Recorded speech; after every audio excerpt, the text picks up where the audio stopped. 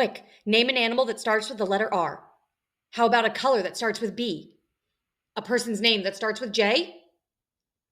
I'm Miss Liz from the Drama Spot, and today we're going to talk about our core skill of quick thinking. It's not just about coming up with snappy responses to rapid fire questions, although that's a good way to practice. Quick thinking is about reacting in real time to changing circumstances, to a new situation, to questions from a stranger. Quick thinking is about getting the ideas from your brain into your mouth and out into the world as fast as possible. But it's not just about speed.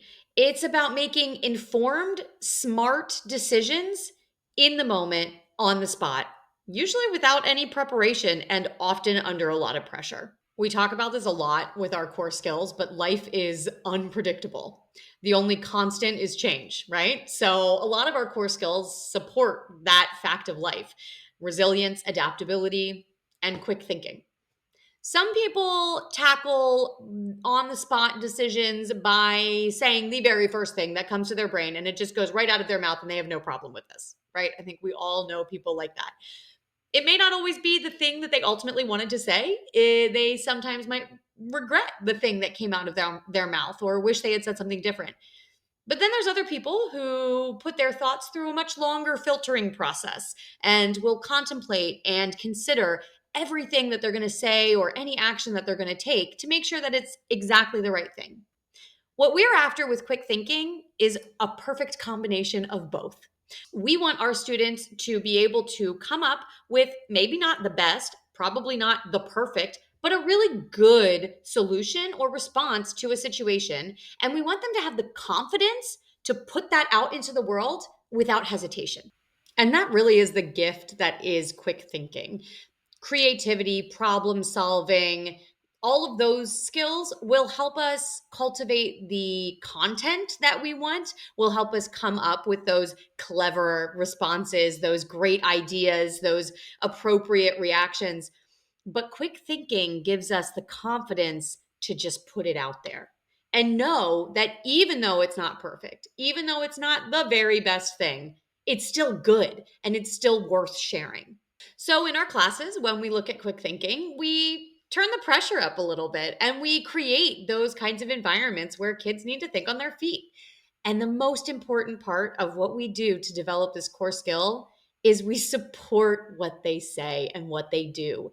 We give them the yes, we give them the encouragement, we tell them that was a really good idea. And we make a space where they feel safe to take that risk, to say the very first thing that comes to their mind, even if it's wrong. Because then we can help them see that it wasn't wrong and that they should keep doing that. And as they do it, they will have better responses. They will have faster responses, and they will gain that confidence to be able to put themselves out there. I have some games that I love that you can take home and work on this skill with your kids. The first is what we did at the beginning of this video: rapid fire questions. This is good not only in developing, especially the younger kids' quick thinking, but your quick thinking too. How fast can you come up with these questions on the spot without preparation? And then flip the script and let the kids come up with the questions. You might be surprised by the questions that they're able to come up with on the spot. And then there's tried and true word association games. You say a word, they say the first word that comes to their mind. This is a really good one, especially for kids who are more reluctant, who like to use those filters before they speak, because there literally is no wrong answer. You can say anything and it is correct. That's the game. So it can be fun to see if we start with the word elephant and we just keep going back and forth. Where does this word take us? How in the world do we end up at water bottle?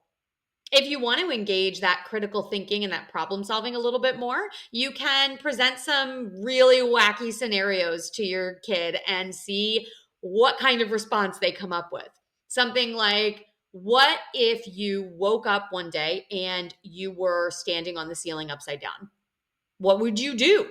And this is a great game. You know, I love giving you games that are good for car rides or standing in line or that time when you just don't know how to fill it.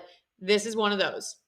Pick a category, and everybody who's playing has to go around and say a thing from the category. You know this game. You say colors. and I say red and they say purple and then blue and then yellow and then orange and then it's back to me and I got to come up with another color that has not been said. Like all of our core skills, quick thinking is a muscle. And the more you use it, the stronger it gets. But at the end of the day, remember that it's about confidence and it's about supporting your student as they try and maybe fail and letting them know that it's okay to get it wrong and that they should keep trying and keep sharing their ideas without hesitation. Thank you so much for joining me at the Drama Spot today, and I'll see you next time. Bye.